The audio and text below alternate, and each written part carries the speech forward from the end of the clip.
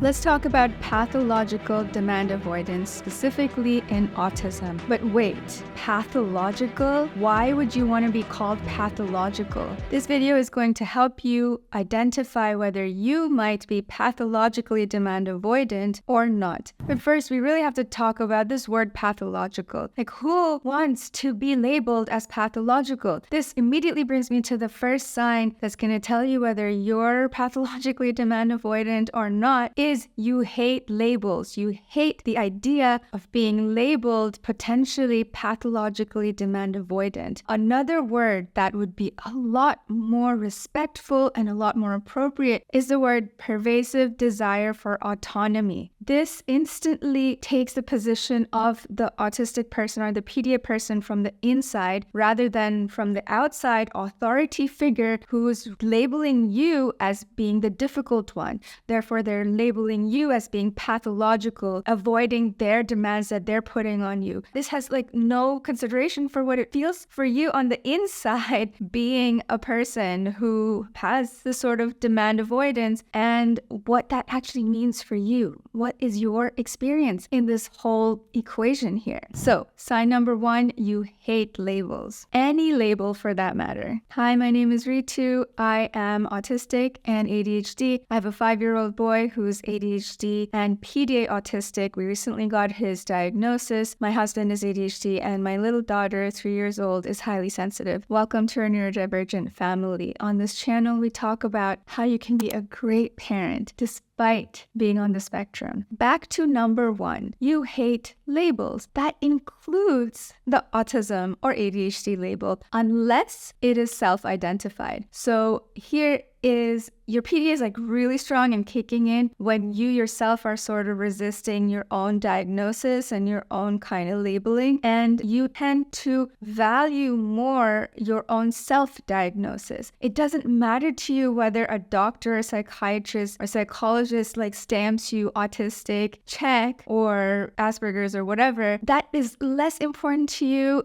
Rather, what is more valuable is whether you yourself identify as autistic or ADHD or being on the spectrum or whatever. I myself am not diagnosed. I'm self-diagnosed autistic. I'm self-diagnosed ADHD. If I go to get my assessment now, I guarantee you I'm going to come out as positive on all those things because my son, who I also first self-diagnosed him, ADHD, not autistic, that was his kindergarten teachers. But when we actually went for the diagnosis, the results were instant. Within 2 days, the psychologist came back to us and was like, yes, your son is PDA autistic. I knew that. So with me, that's the thing. I don't need somebody to tell me or hang me a certificate or whatever. Hey, congratulations, you are on the autistic spectrum. I don't care. My PDA is I don't care what you think of me. What's important is what I think of me. If you can relate to that, then you are PDA as well.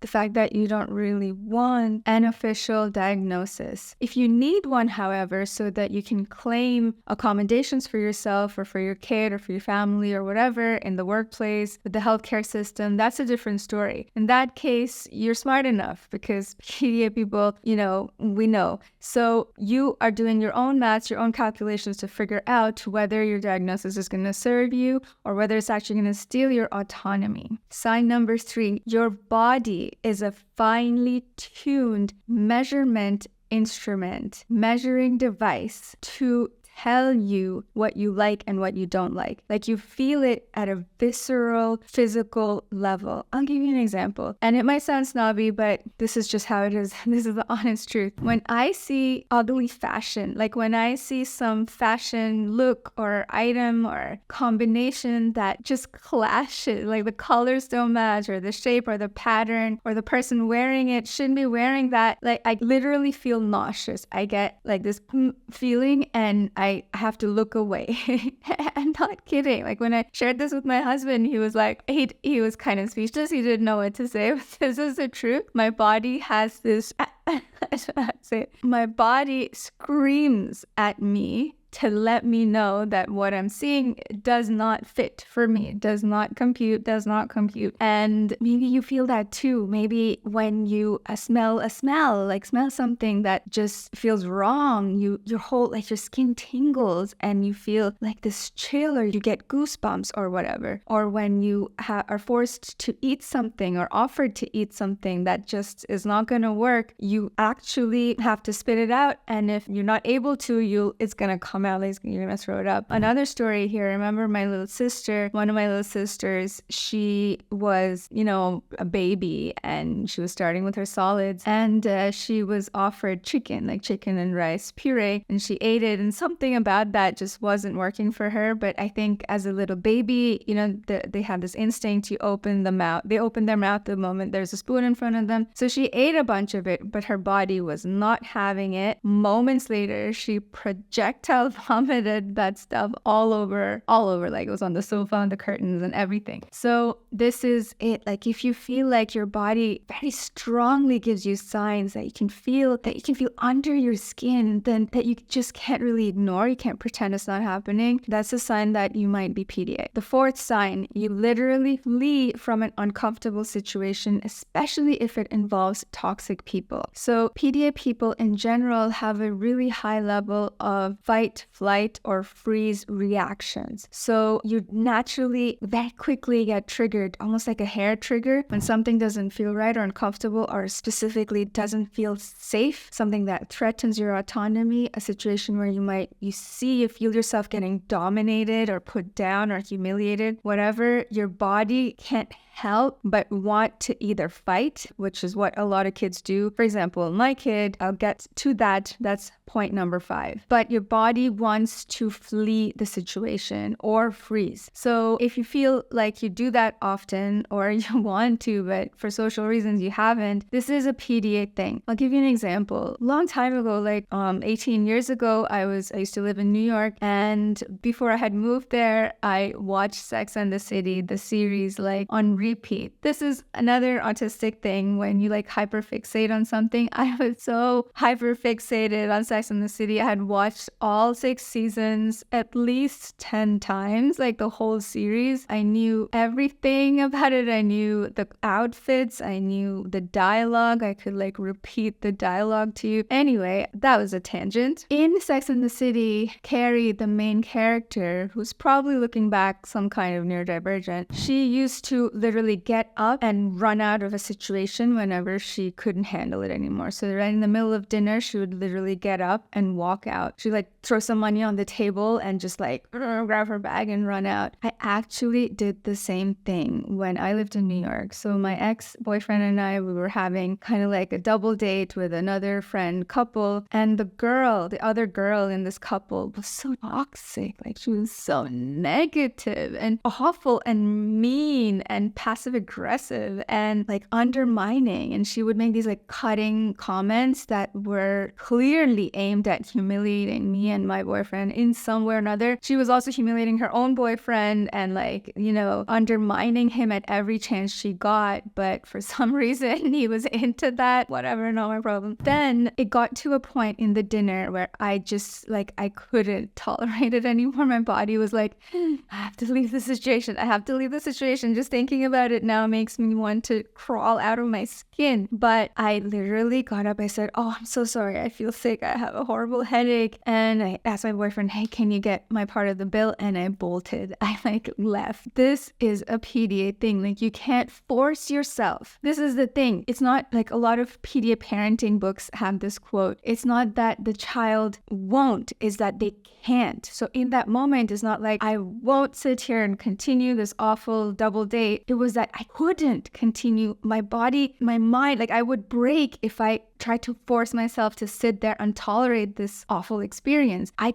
couldn't. It's not that I wouldn't, but I couldn't. When you feel that, and you get so misunderstood, us PDAers get so misunderstood because people think that, why wouldn't you just do that? Why can't you just tolerate this or sit still or whatever? It's not that we don't want to. We physically can't. If you can relate to that, then there's a very high likelihood that you are also PDA. By the way, if you're finding this video valuable, then please give it a like, because it's going to help somebody else out there who's having a very similar experience also see it and maybe feel supported, feel validated, and feel like they're not alone. And also comment below, did you ever have to flee a situation, or did you ever feel so threatened that you straight up punched or like physically hit or pushed back against somebody? So experience that fight response or the flight response or even the freeze response, when you just like kind of go freeze and lose your words and nothing comes out. I'd love to know, because all the different expressions of PDA need more visibility. This I really, really believe, because, for example, I just said my response is to flee when I feel threatened, disrespected, humiliated, whatever my triggers are. My son, that's the fun one. Fun in quotation marks. So his response is to fight. Another kind of tangent, 4.A. Sign that you might be PDA is claustrophobia. So, for example, my son, the moment he feels claustrophobic, the moment he feels like physically enclosed so that he doesn't have the autonomy to move the way he wants, or the autonomy to not have to hear a lot of chatter, or the autonomy to have a clear sight of the door, like the exit, so he feels, safe enough that if he needs to leave this room, he has a clear, path to the exit, he gets a huge panic response. He gets like a mini panic attack, and he'll hit, punch, push anything or anyone around him, whether it's another kindergarten kid, he's in kindergarten right now, or somebody smaller than him, bigger than him, or the teachers. It doesn't matter. It's like he goes blind. He can't really see who's in front. He's gonna have this fight response, and he fights. So put it in the comments below what your like first response is, because it's going to help me, it's going to help others see that there are different ways that PDA expresses itself. And because you express in one way and somebody else another does not mean your experience or your identification of being PDA is not valid. Now the fun one.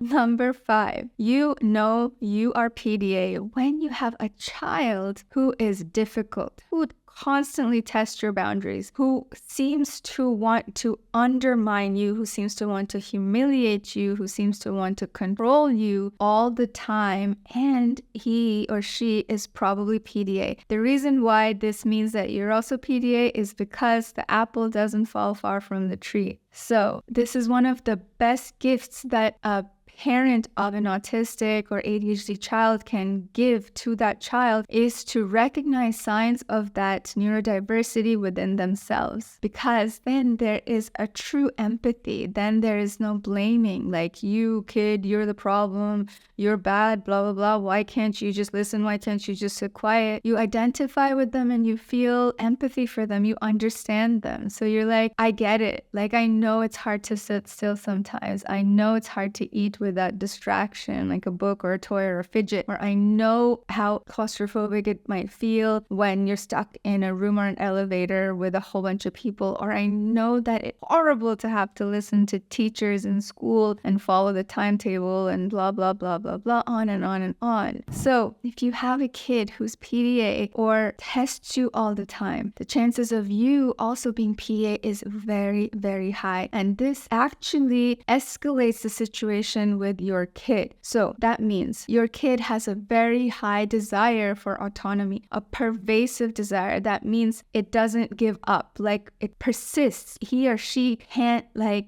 switch it off. If they want to, they can't, it's built into them. It's part of who they are. But that means them having autonomy sometimes means that they have to have control of everything and everyone in their situation. And that often means, it's most always means the primary caregiver, which is usually the mother. If you're watching and you're a mother, maybe you can relate to this. This has been my experience. The problem here is that when you are also PDA, you also have a high need for autonomy. And it is very triggering when your child tries to dominate you and take away your autonomy because they need to have it their way. A couple of things happen at this point inside the mother. I'm talking also from my own experience and also from reading and working with other clients who have had similar struggles. What's happening inside the mother is instead of fighting against the child, they just give up. Like they want to avoid a confrontation so badly that they'll do anything. They will absolutely forget themselves. They will negate themselves. They will erase all their own personal boundaries just to avoid conflict, confrontation, and meltdowns. And this is not sustainable. This actually stays in your system and it builds and builds and builds like autonomy PDA time bomb. And it's just like that trigger is what I'm saying. Like it gets to a point where your kid is going to trigger you and you're going to explode, or you're going to have a flight response where you're just going to want to leave. Like you're just going to want to run away from your family, your life. That might be physically having to leave the house, or I don't know, having like whatever, or like diving into a screen, your phone, and just like losing yourself on, doom scrolling or whatever. I'm a neurodivergent mom, and I'm also a family constellation therapist, and I'm a long-time mindfulness teacher. And I have all these tools that help me somehow pull myself back on the edge. And these are tools that I have learned, developed, and also used to help other women who have struggled with similar situations and similar difficulties in their PDA family, whether that's PDA within themselves and this need for autonomy that they're not being able to get in their life, or dealing with a kid who's PDA and are trying to control or dominate or humiliate you, because that's their way to find equilibrium again, to find this, it's called equalization, to equalize again their own experience of their life. With these tools, I provide neurodivergent parenting coaching, and I do that online. You can simply, first of all, go to my website. Second, click the button. And third, tell me what you're struggling with, and I will help you come up with a strategy that works for you, not some other blogger mom with 100 printables of how, the perfect checklist to get your child to listen to you. No, that stuff does not work for PDA people, for PDA parents and PDA kids. It just doesn't. So book that call with me, and we're going to figure out what works for you so that you can finally have a peaceful experience of parenting, being at peace with your kids, being at peace with your partner, being at peace with your life, your situation, and the most important, being at peace with yourself, because PDA people is about us. It is about our relationship with ourselves. It is about feeling that autonomy, feeling that we are our own people, and I can help you come back to that. Check out my website, neurodivergentmom.net, to find out more. And if you're curious about how autism coaching can actually help a neurodivergent parent of kids who are on the spectrum of any sort, then watch this video next.